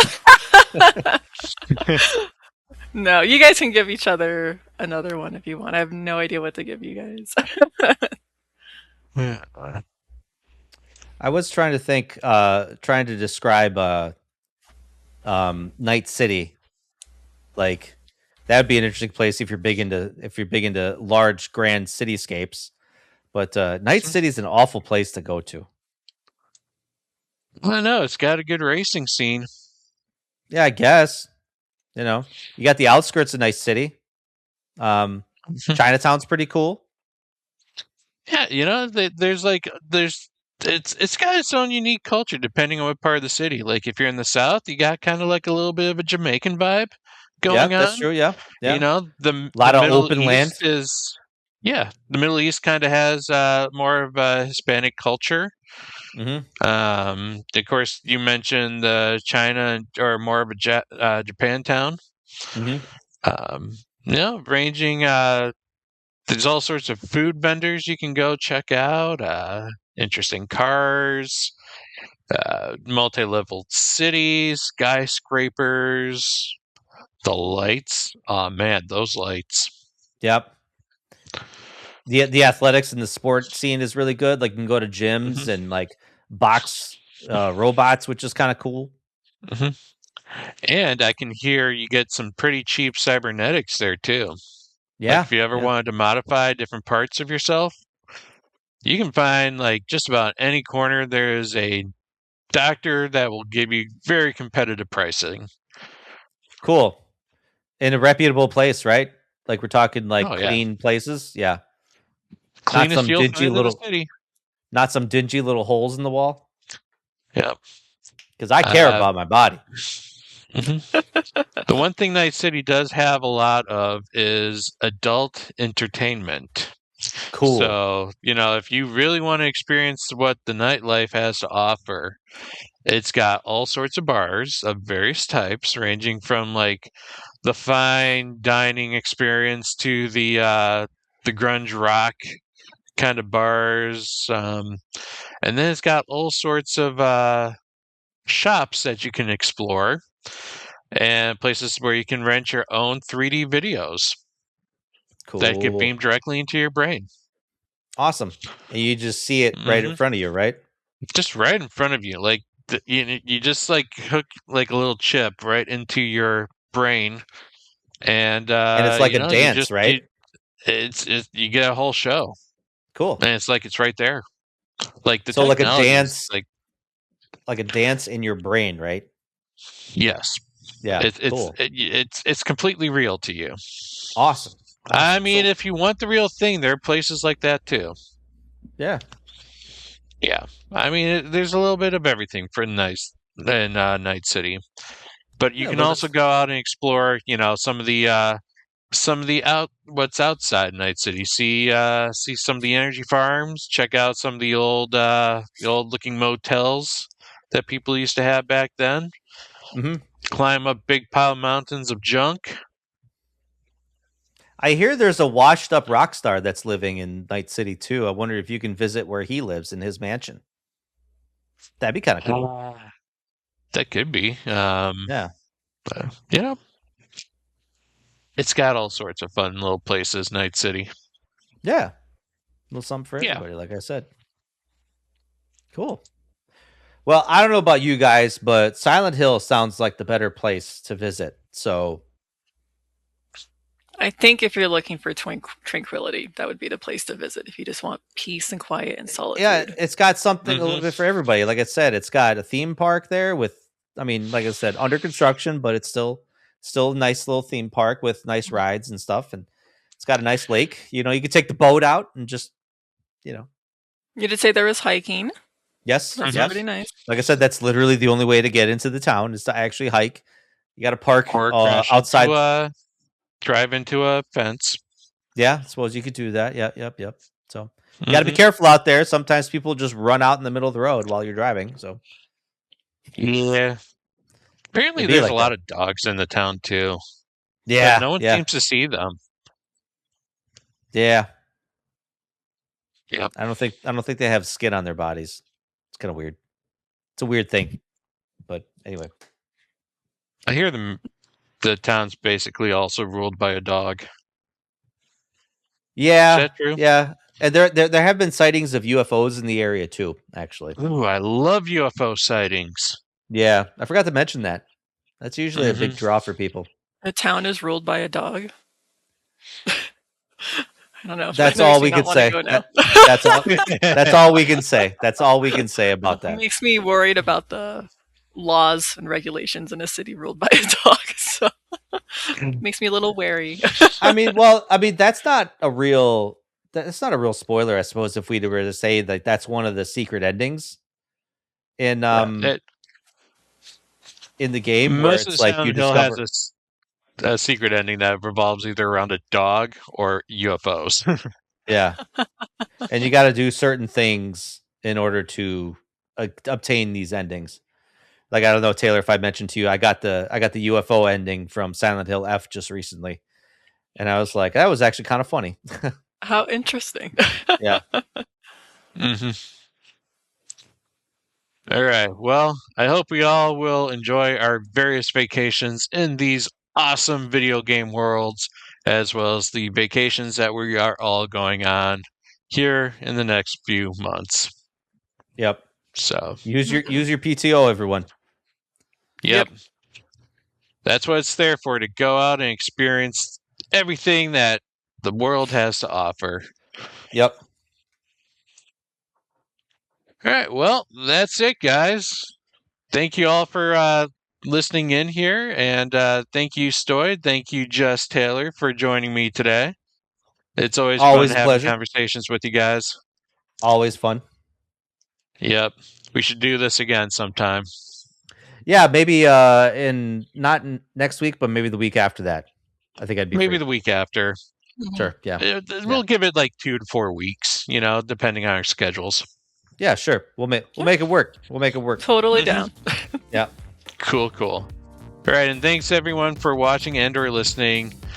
Take care, and thank you for take care. Yeah. Bye. Bye. If you want to see how you can become a Patreon producer, head on over to patreon.com/BossRushNetwork. The Patreon producers for this month are Adriel Munger, Austin Campbell, Celeste Roberts, Sana Dierig, Francisco Santillan, and Christian S. Thanks for your continued support of the Boss Rush Network.